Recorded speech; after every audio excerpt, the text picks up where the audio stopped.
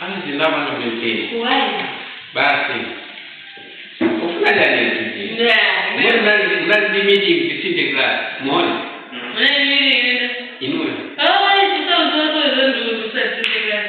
In there I'm just saying my point of view. Why you fail to come? Last in there said na wewe transport. Then you try to yes. Ini ndio wapi? Namuza sisi ndio Fonya na ndio zile kondeki. Ni yuko ni napo kila yote.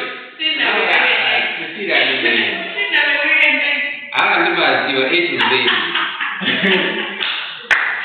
Ai, ni mwana nani wewe? Okay, digani. Anazio da German school. Digani. You say.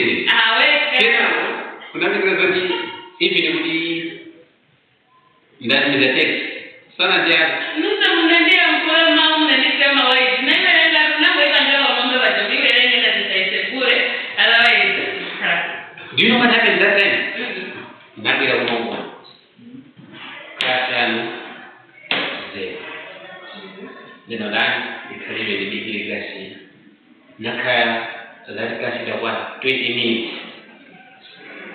this the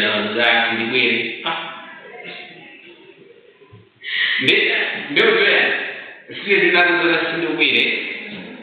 In my mind, I had no image of that person. You know the image that I had. You understand? I was like, for you, what am I supposed to do?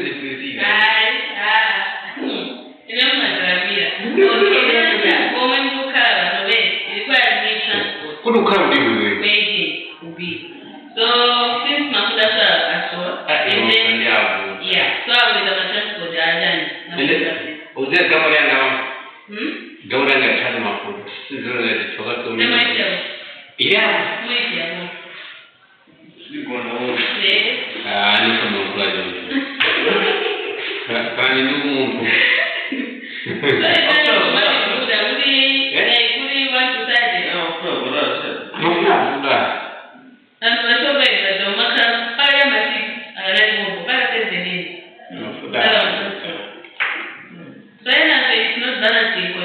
It's 4 days a week. Then the minutes are very around. Well, my best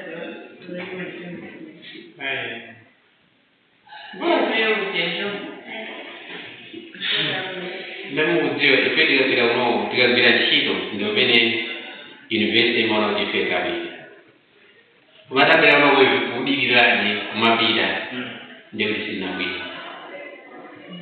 Never try. Like, where did we stop? Priscilla. We're supposed to start on course allocation under traditional and activity-based courses.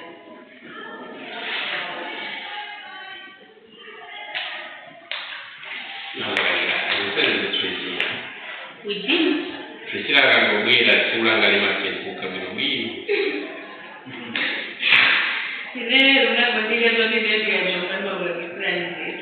You said course allocation under traditional and activity-based courses.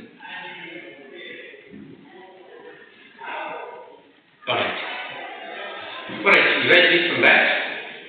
You write in traditional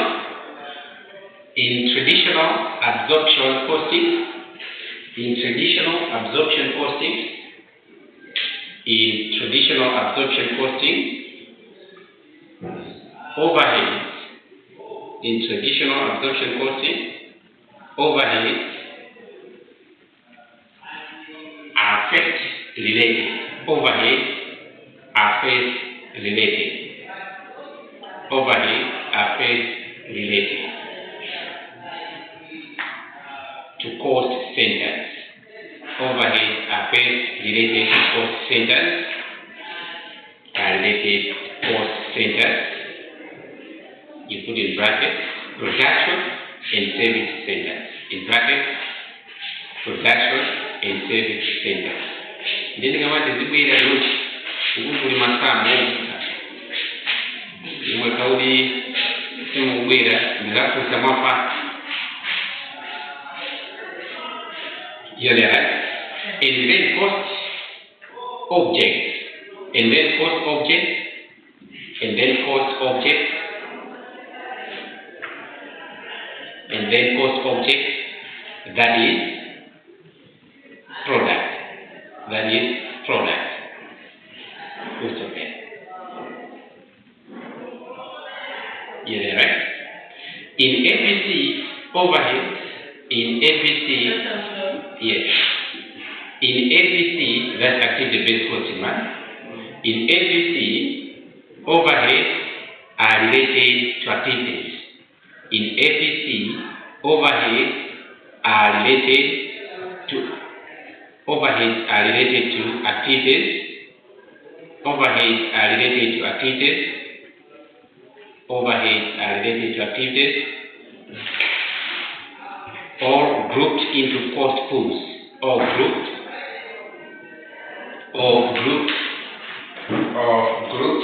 into cost pools. Or grouped into cost pools. Full stop. Then they are related. Group to go, sir? Cost pools. P-O-O.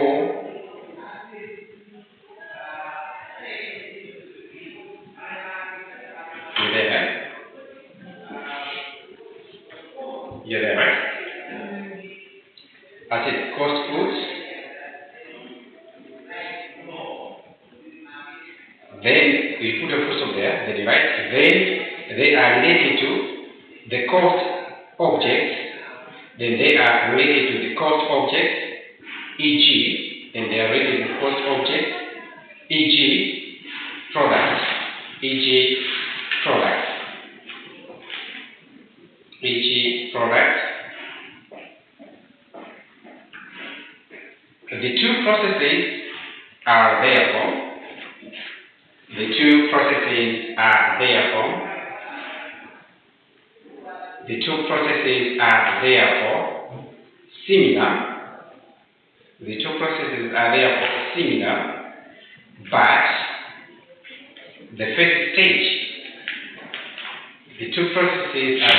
similar.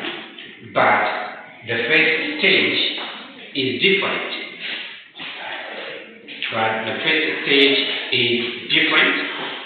But the first stage is different as ABC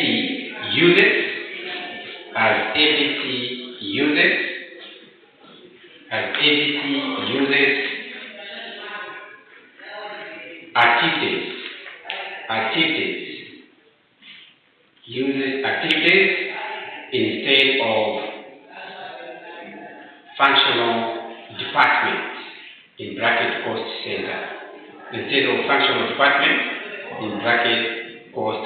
center. Yeah, right? Then you write labels of activities under ABC.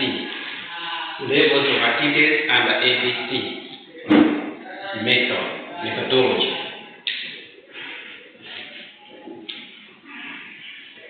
Labels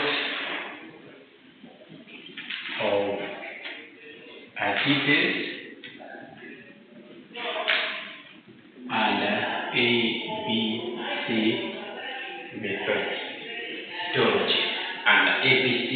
methodology.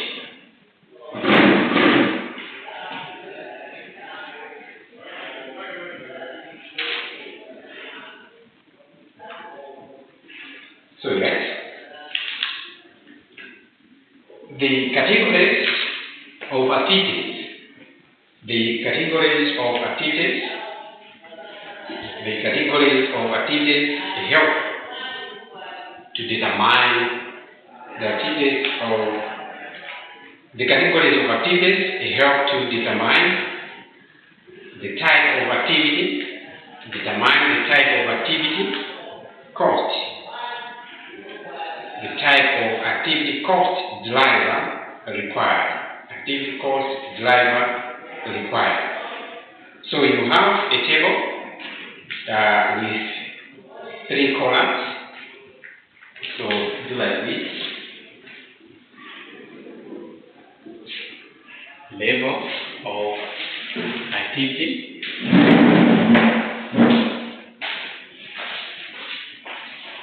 The level of activities, meaning example. Level of activities, meaning example.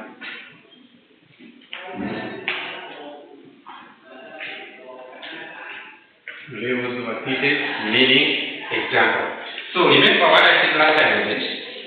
Under activity-based costing, what we need to know is, for us to know exactly why we are spending such an amount, we should first of all know the activity in which that amount is charged, then determine what exactly brings the cost to be incurred.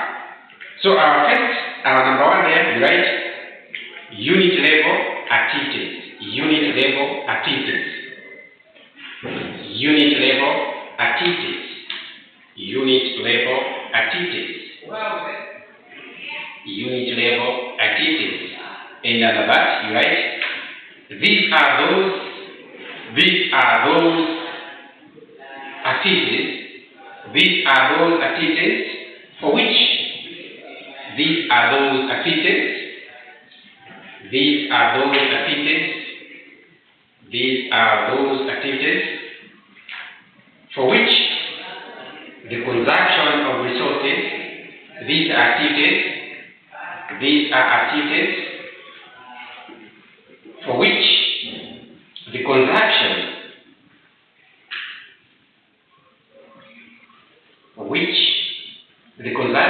of resources can be identified with the number of units produced. With the number of units produced. So in this case, when we talk of unit level activities, we should be able unit level activities. What we do there is that the cost that we are paying for a particular activity will be determined by the units that we have produced. If producing a single unit costs us a specified amount, then we'll be able to say how many units have we produced. Then the number of units that we have produced we multiply by the cost that we incur for just a unit of the product. So on the example there, right, the use of indirect materials, the use of indirect materials, the use of indirect materials, the use of indirect materials tends to increase in proportion. The unit of indirect materials tends to increase in proportion to the number of units produced. The use of the indirect materials tends to increase in proportion to the number of units produced. So definitely, that means in producing, under the unit activity level, the number of units that were produced would definitely help us to know how many indirect materials we are using. So the materials, we measure them in units. So how much we're produce a particular product. Can you also look at this? The inspection, that's the second example. The inspection or testing of every item produced.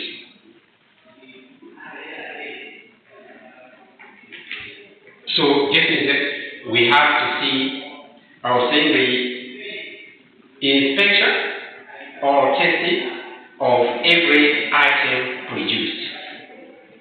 The inspection or testing of every item produced.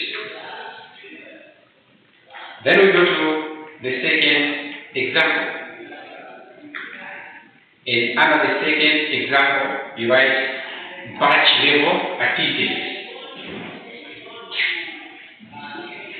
Batch level activities. batch level activities.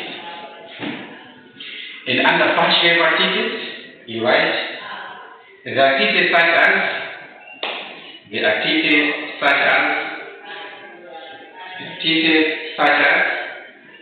setting up a machine.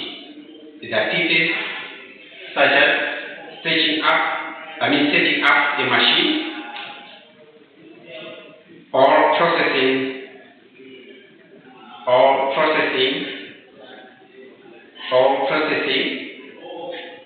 a purchase order or processing a purchase order are performed in each time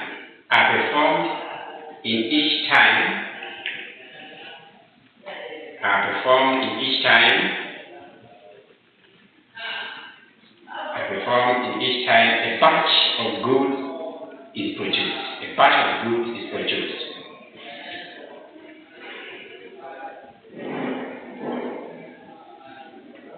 You write most of them. Then you continue on the same. The cost of batch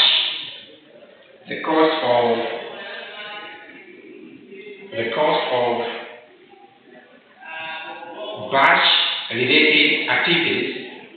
The cost of batch related activities varies. The cost of batch related activities varies with number of batches made. The cost of batch related activities varies with the number of batch made. Batch is common for all.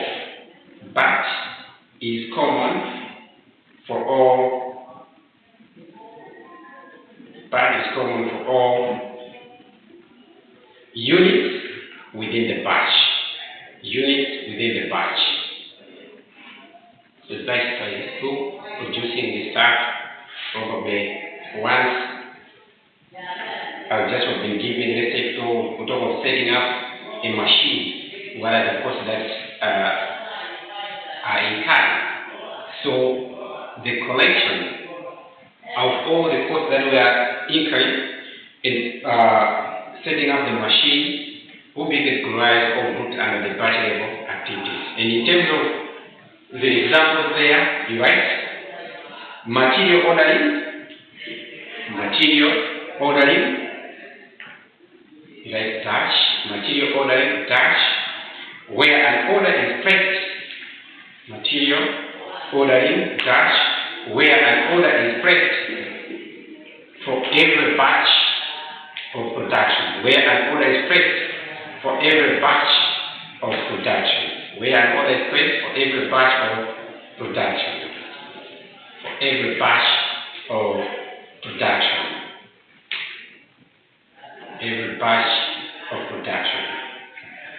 Another example is the same. Machine setup cost.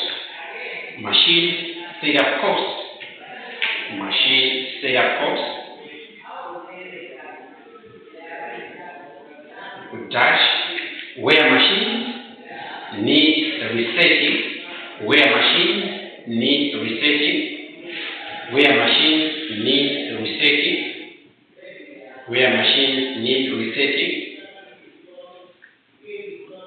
between each different batch of production. She needs resetting between each different batch of production. The last example there, you write inspection of products. Inspection of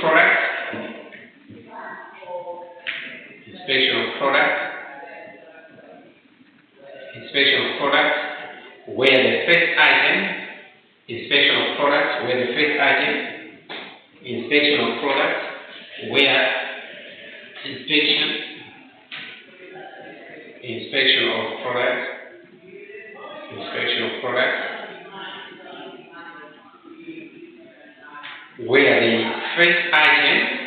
where the first item in every batch is inspected. So that is, you'll be checking the item produced item by item. The last activity there, you look at product level activities. Product level activities. That is producing just a product now. Product level activities. Okay, right? These are the activities which are performed. These are the activities which are performed. These are the activities which are performed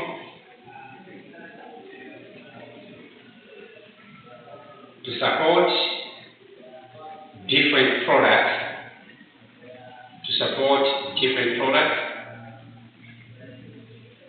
in product line. So in this case, you look at if you are producing a product, let's say you're producing laptop, the question would be, if you're producing laptops, what are the stages, what are the activities that you have to do so that you reach a point that the laptop is produced, where you have design and all those kind of stuff.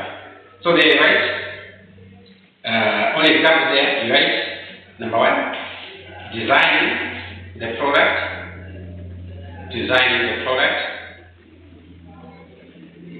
2, producing parts specification. 3, keeping technical drawings of product up to date.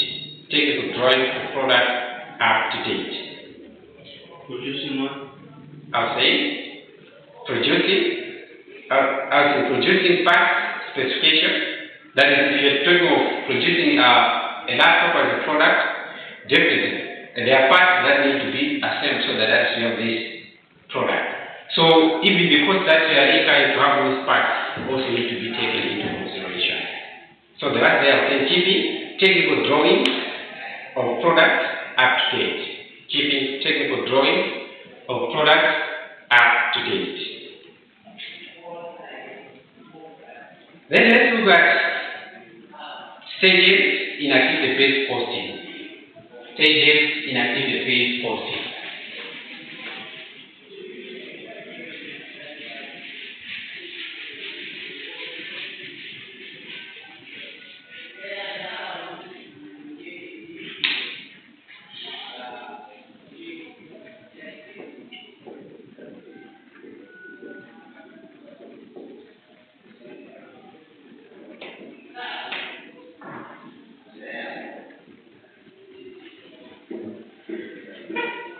So that is, we need to understand that if we are to calculate the cost of an activity-based costing, what do we do? That is, from what we've done since last week, we said we need to know what are the cost drivers, what are the cost centers, so that it gives us an insight as to what we need to be doing so that we understand how cost is reached at. So you write this. The different stages in ABC calculations are as follows. The different stages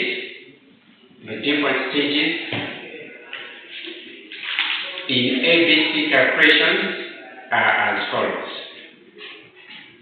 The different stages in ABC calculations are as follows. Number 1. So let's say this with curiosity, because whatever we'll be doing here, we'll try to apply it when it comes to us, to solving. So, number 1 is identify different activities within the organization. Identify different activities within the organization. So a good example would be, even at this institution, the obvious activity that has to be there with the way they operate here will be teaching. Teaching is an activity on its own. So first of all, where cost has to be incurred by this institution is teaching. We have lectures, right? That's an activity. The later one will also be learning to say what area will determine, say, the fact that we have identified teaching as our activity. What will happen that cost may be incurred so that the institution pays. Is that right? So that's right. Usually, the number of cost centers, the number of cost centers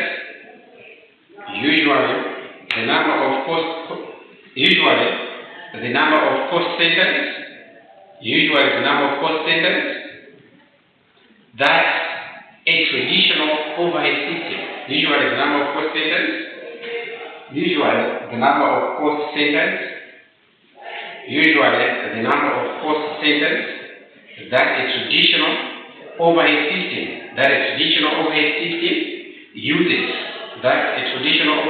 that a traditional overhead system uses are quite small.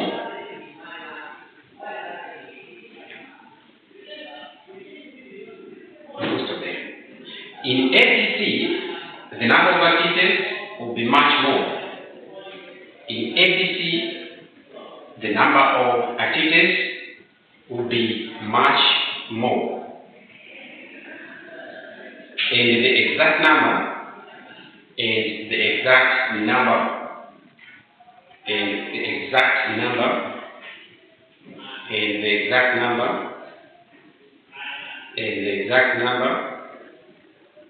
would depend on how the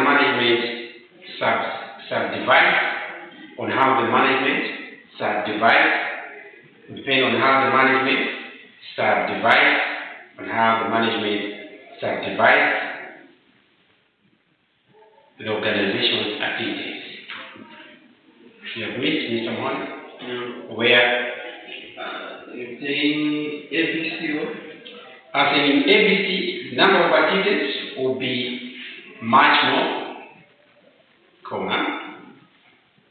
the exact number would depend, will be much more, and the exact number would depend, and the exact number would depend, and the exact number would depend on how the management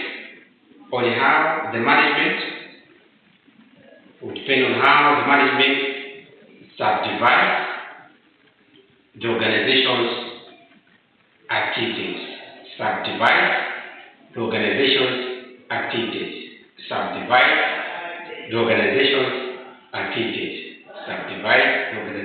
activities. You're there? Crystal. You're there, Mr. Mohone? We'll proceed. It is possible to break the organization down. It is possible to break the organization down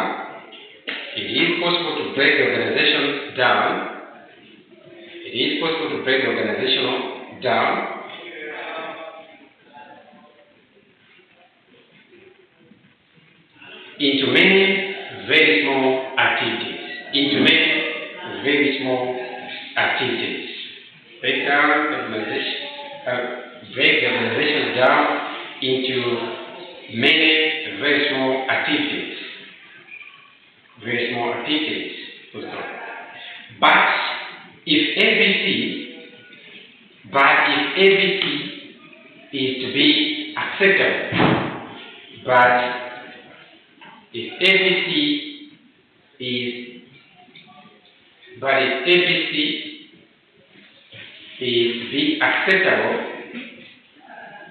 as practical system, but if ABC is to be acceptable as practical system,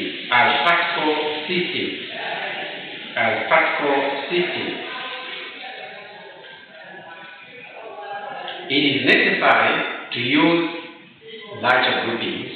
It is necessary to use larger groupings.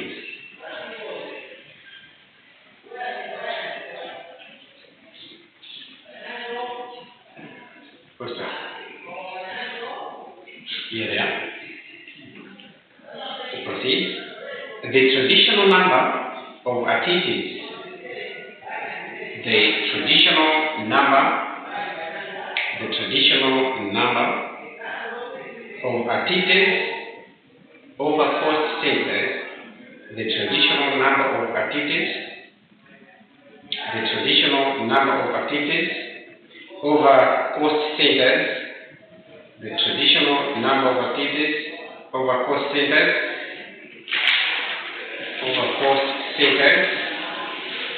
the traditional number over cost centers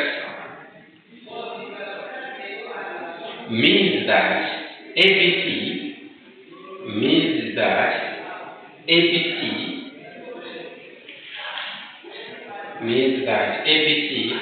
should be more accurate than the traditional method. Should be more accurate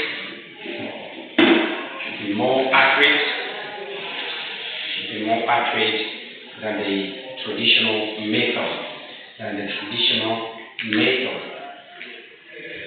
the traditional method.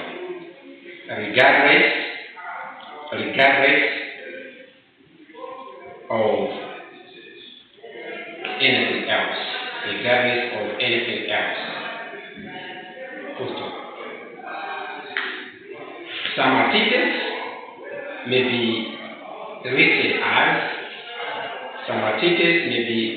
as.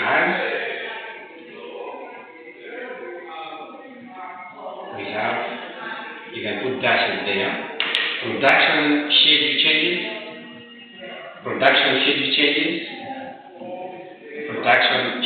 changes. Customer reason. How do you pronounce it?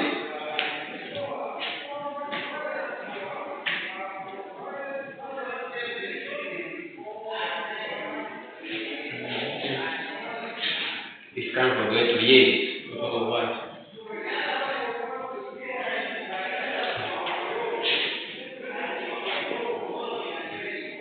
What is that? How do you pronounce it? How do you pronounce that? Yes. To liaise means what? Gambisan, Gambisan. You agree, you come up with a consensus. So say, customer list, purchasing, production process setup,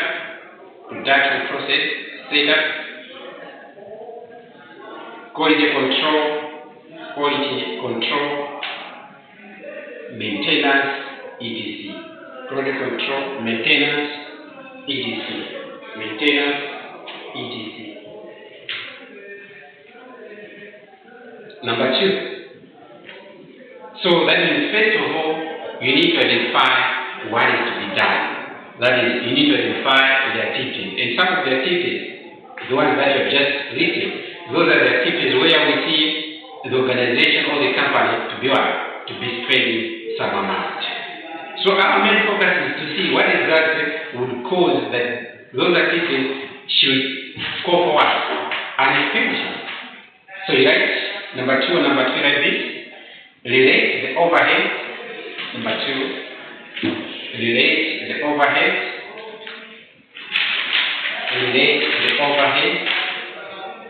to the activities. Relate the overhead to the activities.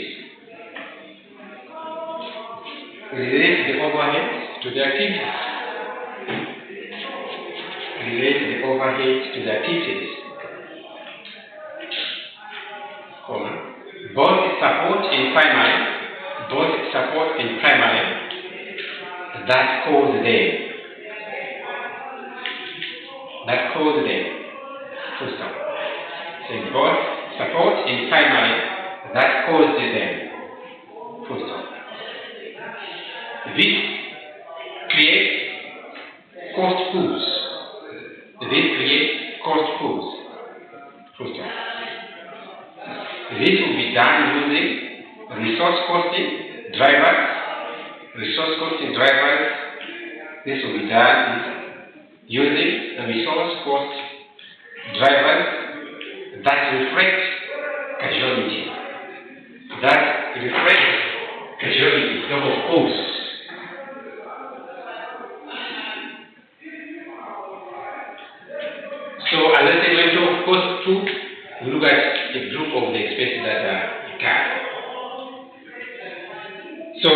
Having that is to say, we identified activities there. A good example, let's talk of production process setup. It's an activity.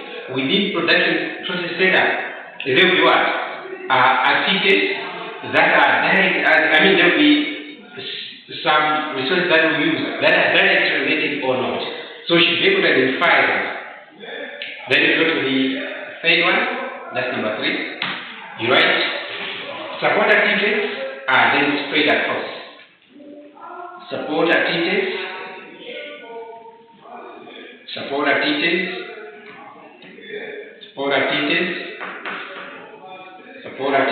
are then spread across.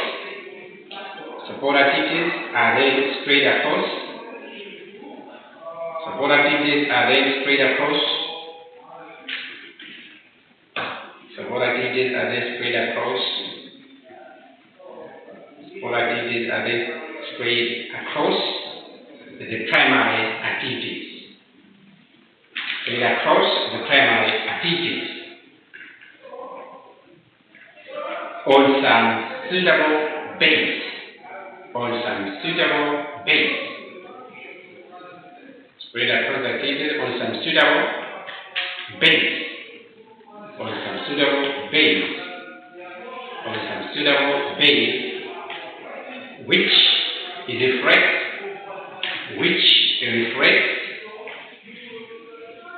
the use, which reflects the use of the support activity. The use of the support activity. The use of the support activity.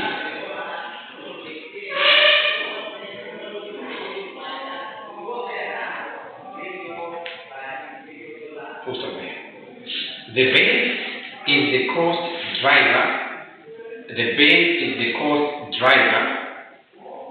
The base is the cost driver. The base is the cost driver. That is the measure. That is the measure. The base is the cost driver. That is the measure of how the support activities are used. The measure of how support activities are used.